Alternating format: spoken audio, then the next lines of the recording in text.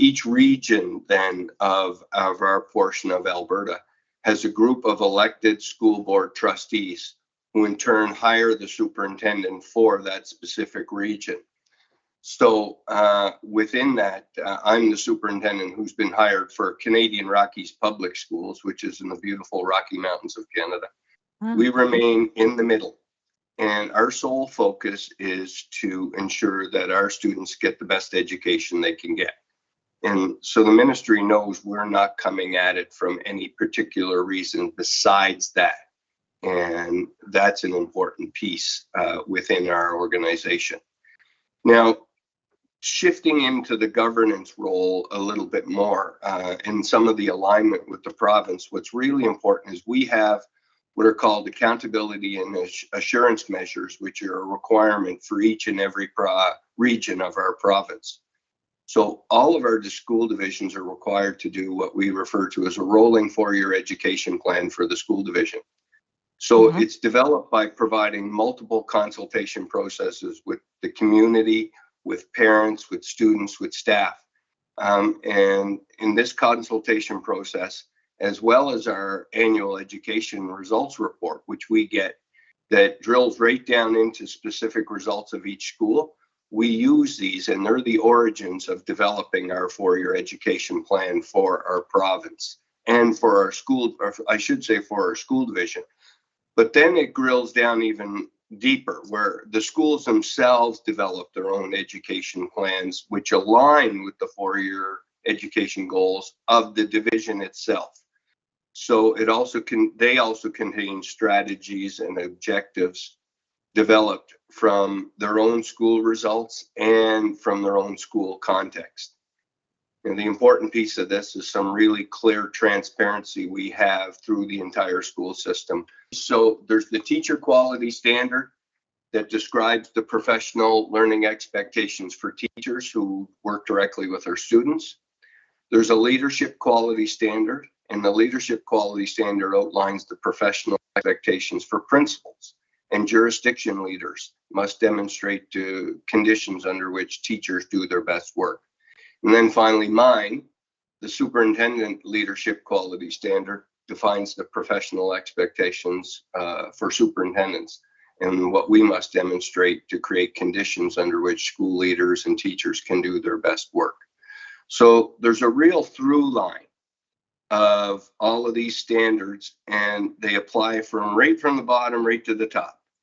And that alignment creates a lot of cohesiveness within our system and everybody moving in the same direction to support system improvement and, of course, student learning. So they're extremely important within our system. Our division, or my division as a whole, but even our province of Alberta, we hold these standards really close, and it's extremely important for us to achieve the competencies outlined in the standards. For those who are not aware, Alberta education system is probably one of the strongest in Canada, if not one of the strongest in the world for many reasons. And it's very evident in our PISA results that we receive, where for quite a few years, maybe we've been in the top 5 for sciences and math and a variety of things for the past 15 years. So I know there is some countries that are looking closer now at their PISA results. For myself, the PISA results are not a be all and end all, but I know that our ministries of education look at these really closely. But if you're starting with your grassroots piece and working with the school system, the PISA results will come along as well. As the superintendent, you sit right in the middle. I call it where I have to ride a 2-headed pony. And with that, one direction is I have to take direction from my elected officials and the government.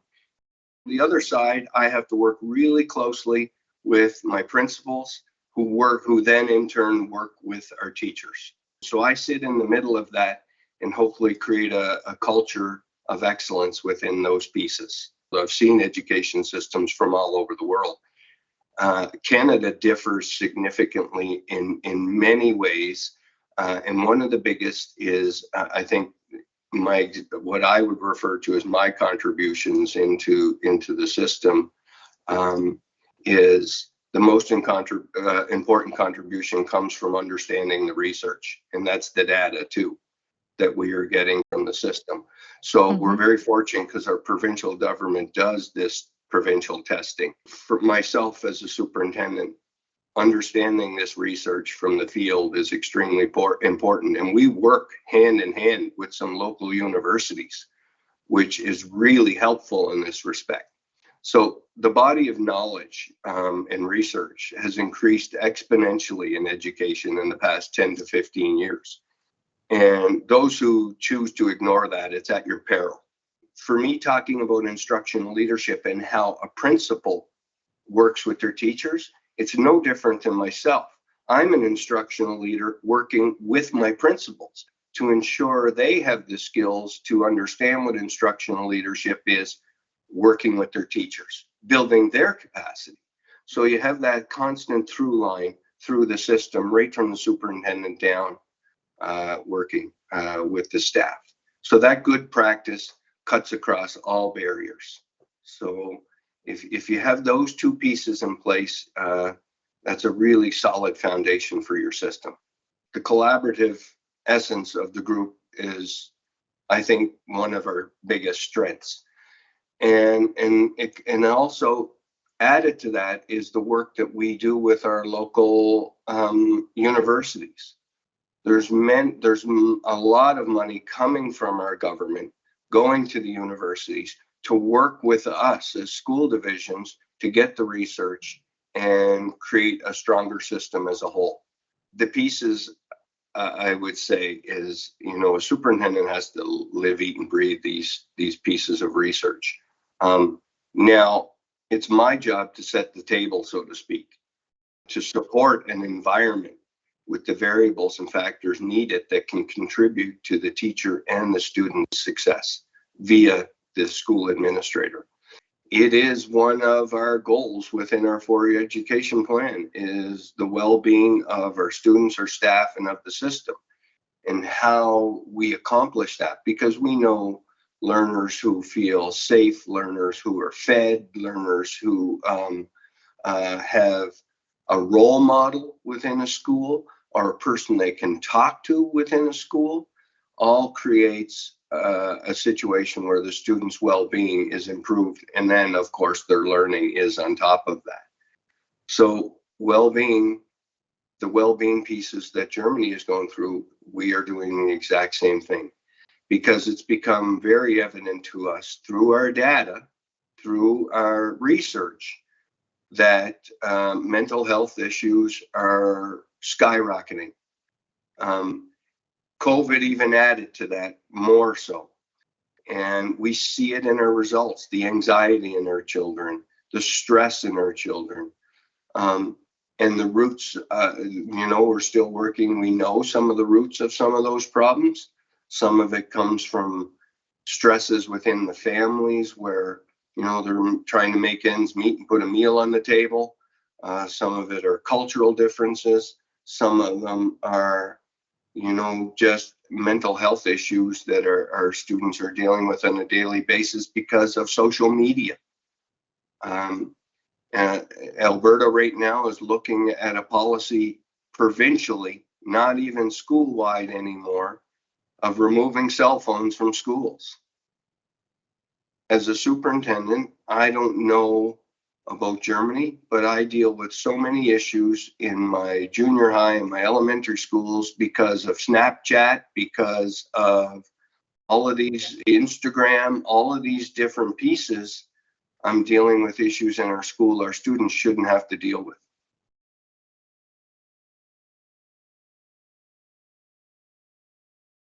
What we're dealing with now is an even more diverse, challenging student population. I had a friend of mine who once said to me, Chris, as a teacher, the parents are not keeping their best ones home. They're sending them their students, their children. So we know that right off the get-go, and as a professional, we work our best to try to get them to the next level. All my decisions in the school division, I run through two very particular lenses of research when it comes to improving student achievement.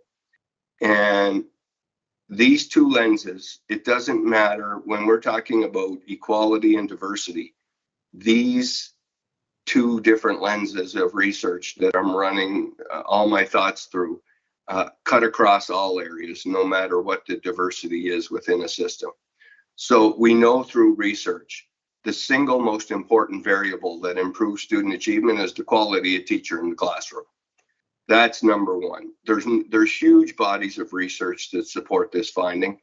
And many people out there would say class size got to be second. It is not even second in the data and the research. Now, classroom complexity is up there when you have more diverse classrooms. And Canada is very diverse, and we have been for many years. It's how we're built. We're a nation of many nations. So we know that. But this is also important when you're in your HR processes too. I have a motto: we hire the best and leave the rest. But you still also work to build a teacher's capacity too, and that's extremely important. So I would ask anyone out there what they guess what the second most important factor is to improve student achievement.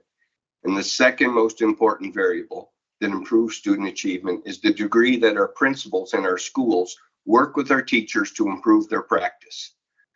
We refer to this as instructional leadership.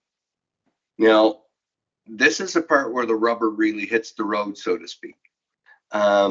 Many principals think that they're supporting their teacher in their practice, but truly they've become managerial in their tasks. And they have to really look closely when I'm visiting a classroom. What am I doing with my teacher? Am I just greeting the students and walking out the door and doing a dewdrop in? That is not instructional leadership.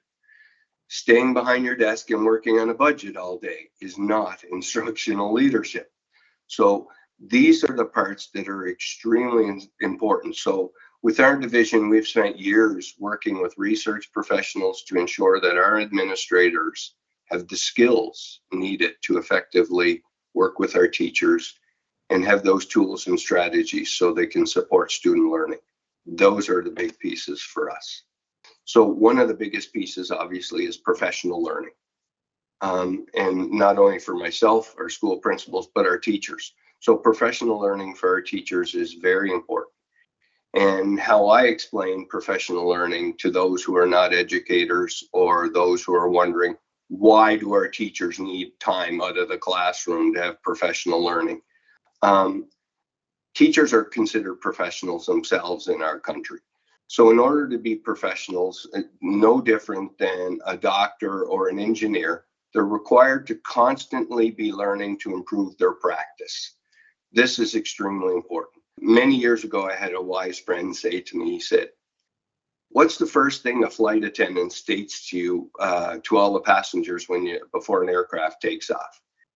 In case of emergency, if the oxygen mask falls down on the ceiling, place the mask on yourself first before helping the person beside you. The teaching profession and professional learning are no different. If you are not going to free up time for your teachers to have professional learning to improve their practice, your students are going to suffer. End of story.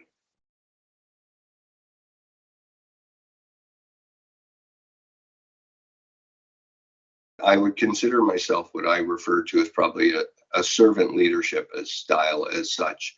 From the very top of the organization, I need to be creating a culture of learning with the focus on excellence in teaching and instructional leadership, those two pieces.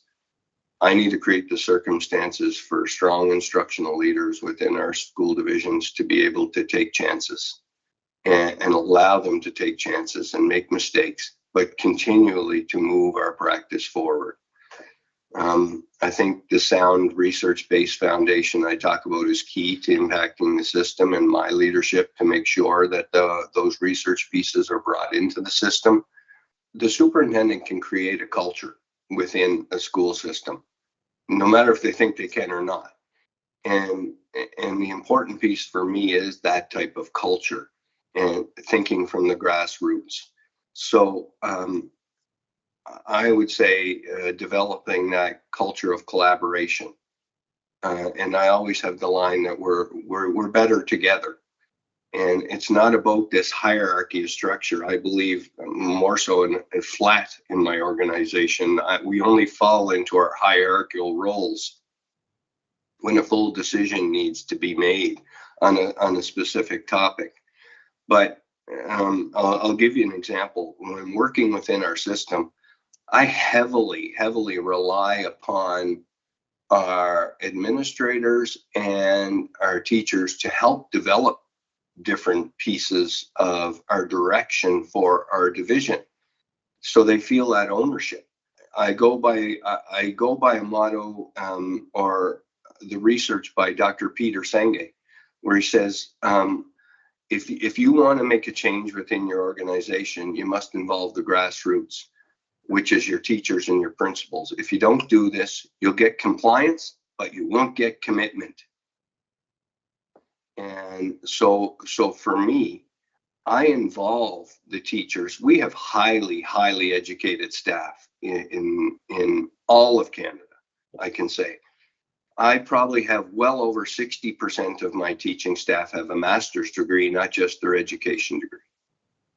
And every single principal I have has their master's degree in leadership. So for me not to access their skill set and work with the research with them would be foolhardy. So this is how we function, because if those people feel ownership of where we're going, and those teachers come in and develop, this is what excellence in teaching is, Chris. This is what excellence in teaching is, Mr. Principal. We get these groups together and we talk about what our aspirations are, what our beliefs are for excellence in teaching. Because your beliefs drive your actions. And so if you have people helping develop what they believe excellence is, that's going to drive the system. Not me, not a principal. Those folks themselves drive the system because they believe in what they're doing. So they only believe in what you're doing if you give them a voice. And so my leadership style within our little school division is very similar to that. We're small, but the model we have could easily be replicated within a system, for sure.